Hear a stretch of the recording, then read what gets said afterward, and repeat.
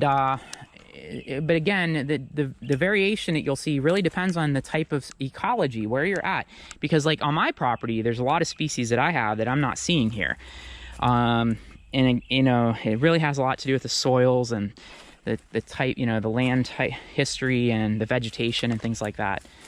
This being a more urban area, I suspect the diversity is a little lower on fungi than where I live, but there is an enormous diversity out, you know, out there, and even just coming out a couple days from now would change. So actually that tree's dead. I saw it from a distance and I thought it was alive. Guess maybe I need to get my eyes checked. It's pretty cool though, it's still standing. So actually it was probably a live oak because it's still standing, and live oaks are remarkably resistant to decay. If that had been a laurel oak, it would have been gone a long time ago after it died, because they rot very fast. Live oaks, on the other hand, are very resistant to decay. That's why it's still standing. It's got all that moss on it and everything. That's really nice. Whoops. So anyway, you can see it's still standing. Looks like somebody started to cut it a long time ago. Gave up. Probably decided it was too big of a project. Decided to drink a beer instead. So anyway, so this is a really nice place to come. So I think what we're gonna do is I'm gonna circle back and check on Claudia here in a minute and see what she's found, see if she can tell us a little bit about some of her discoveries.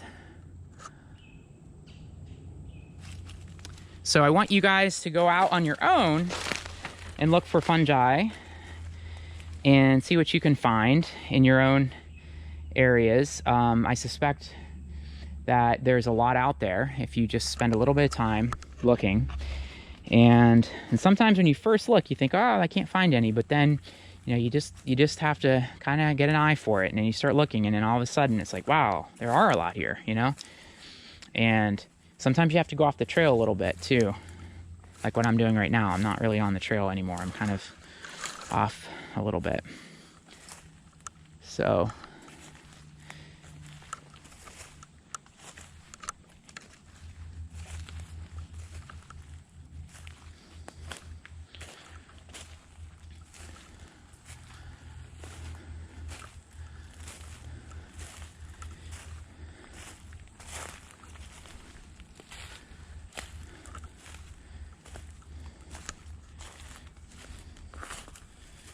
okay.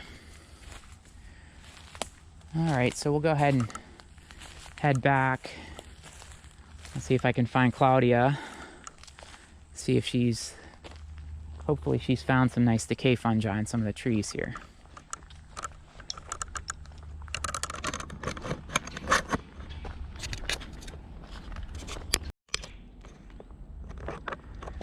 So here's a nice example of one of those toxic ones I mentioned earlier.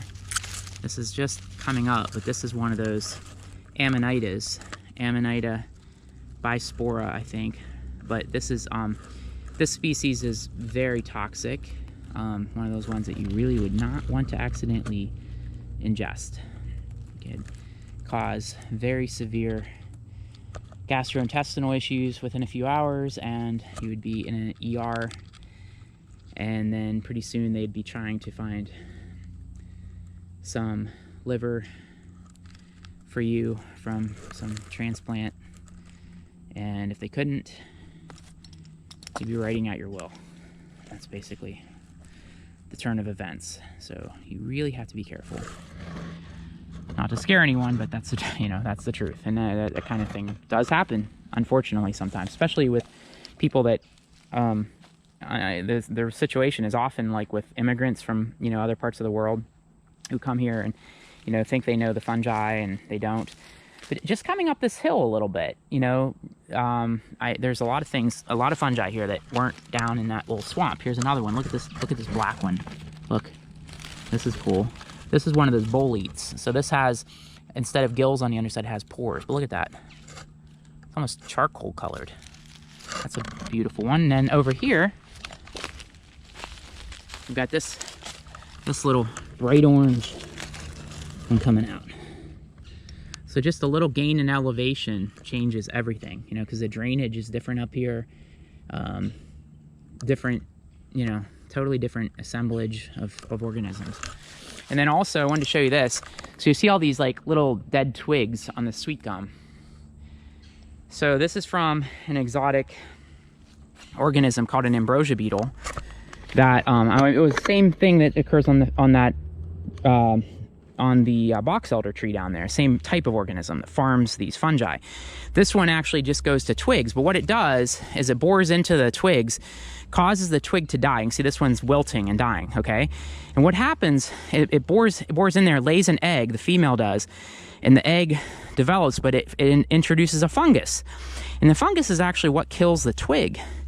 The fungus is in there, and what happens is all you got to do is just sort of do that, and it snaps right where that fungus is developing. And you get a little bit of stain in there too, but all these twigs are going to snap right where the ambrosia beetle is. Sorry, I'm trying to show you. And oftentimes, if you catch it just right, I'll see if I can find another one that's even easier to show you. Oftentimes, you can see the fungus, and they're really good. I was going to try to see if there's one that's got it. It's kind of hard to see it. Oftentimes, the fungus will be in there. It's really white, easy to see it. These ones probably aren't going to show me very good. Maybe the conditions just weren't right for it now. But oftentimes, the fungus will be in there, and again, that ambrosia beetle is actually farming that. And when I mean farming, I mean it's actually, you know, developing the fungus. It's you know, keeping other things from growing in there. And see, here's another one. This is actually on an oak, though. And so the beetle, the ambrosia beetle larva is developing inside of there, and you know, feeding on that fungus. It's the nutritional symbiont, we call it. It's the food source for the little larva, and that fungus is specific to it. And you know, they often carry these fungi in specialized little pouches, essentially. It's called a mycangium. And so there's a bunch of different types of ambrosia beetles, and some of them can be very bad in terms of the effect that they have on the trees. But anyway, this one, we call it the black twig borer, but it's really an ambrosia beetle, and you can see it kills the twigs on these sweet gums. And it's not native, it's from Asia. So if you look around, all the twigs on these sweet gums are brown and dead. They're all over the place like that. All right, here's another example, that little bright orange fungus. I'm trying to remember the name of that one. I used to know it. Can't keep them all in my head. I know a lot of the microscopic fungi better than I do the mushrooms, unfortunately. But there's a lot of them out here popping up right now. And again, as you climb the hill a little bit and you go into a little bit different ecosystem, you know, you start to see things that weren't down, you know, in that lower area, you know. And here's another one right there. I think that's another Amanita, for example. The Amanitas, you tend to find them in a little bit drier situations, often in pine forests and things like that. It's another big mushroom right there. So, okay, so we're gonna go and catch up with Claudia and see what she has discovered. Oh yeah, one more thing. This is a really great place to go swimming. So just keep that in mind. Make sure you bring your swimsuit when you're here. And, you know, especially at night, it's a very, very good place to go swimming. I'm joking. Keep in mind, that was a joke. All right, so here we are back where we began, and I did find Claudia eventually. And she has been looking for these decay fungi on trees. And so she found a little bit, I guess. Yeah. So can you tell us a little bit about what she found? What's this here? So we have a Ganoderma species fungi. Ganoderma? Okay. Yeah. And it's a white rot decay fungi. A white rot. And what does that mean? It degrades cellulose and lignin. It degrades both of them? Both of them. So okay. you can see this is the white rot. Okay. White rot. It's called white rot because the wood turns white. Yeah. Okay. Cool. and as opposed to... This is the brown rot. It just degrades the cellulose and hemicellulose. It just degrades the cellulose and hemicellulose, and it leaves the lignin. That's why it's kind of like cubics, like kind of like cubical, and it's still brown. Yeah. And because the lignin is left behind, that means it's brown. The lignin has like certain pigments that are still there, right? And whenever that's removed, it makes it bleached like that, white. Yeah. Okay, I got it. So the turkey tail that you mentioned before, Yeah. is a white rod as well, Okay. and Ganoderma as well. Ganoderma is as Both well. of them Cool. cause white rod. So you found a Ganoderma. And so Ganoderma is an important decay fungus on trees, right? And this is one that we might think is important sometimes in some of these urban trees as well. So Ganoderma is also referred to sometimes as reishi or reishi sometimes, right? Mm-hmm. Yep. And so this one has medicinal properties sometimes. Have you ever used it for anything? No, I hear that people does for in teas, but I don't know for, like, I think they say some cancer it helps, but it's not very scientific. You don't believe it? No? You do?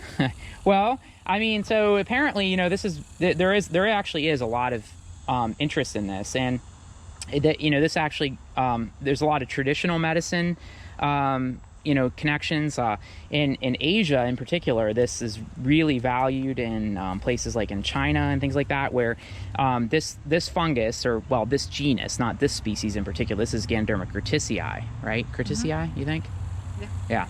But in China, there's one called Ganoderma lucidum, which is referred to as the original reishi, which there it's thought to impart longevity in particular, and so it's really revered. It's been revered for thousands of years in places like China, where, you know, they've used it for many things and a lot of ceremonies and all sorts of things. And it's also in other parts of the world, not just China, even in parts of South America. It's been used in traditional medicine. It's been used in other places for those kinds of things. And there even are examples of shaman making these interesting masks out of it. And my former PhD advisor in Minnesota has done some really cool work with this and discovering these masks that they were actually made out of this fungus, out of these fruiting bodies, because these fruiting bodies can get really large in certain places, and they actually made masks out of them and used them in these medicinal you know, ceremonies and medicinal activities. But we don't have here, Lucy. No, we don't have that species here, but people still use some of these species as well, and there's actually confusion about that. So my former PhD student, Andrew Lloyd, did some interesting work to sort of discover, or to figure out what species we had and what relationship they had to the real reishi, and not only that, but which ones they were selling in medicinal kits, and kits like these grow your own kits, and what was being sold in the tea, you know, and whether it was really what people thought it was, and so that's pretty interesting stuff too. And so I'll try to share some of that information, including pictures of those masks, so you can see them. They're pretty cool, and you might be interested in that as well, because there's a lot of ethnomycology out there. Just like, you know, plants are used in traditional medicine. Mycology and fungi have been used for thousands of years for that purpose as well. And I talked about that a little bit earlier with regards to psilocybe. So anyway, that said, it looks like, did you just find another? And we were here, we were all this time, and here we have a fungus, another decay fungus on this tree. I should put Claudia right on the spot and ask her if she knows what this one is, but I won't do that. But this is one of the important decay fungi on live oaks, and so you can see it right there. So after this video is over, we'll take a look at that one as well. So anyway, that ends our hike. And so I hope you enjoyed it, and I hope you are now inspired to learn more about fungi, and you spend some time going out and looking for them and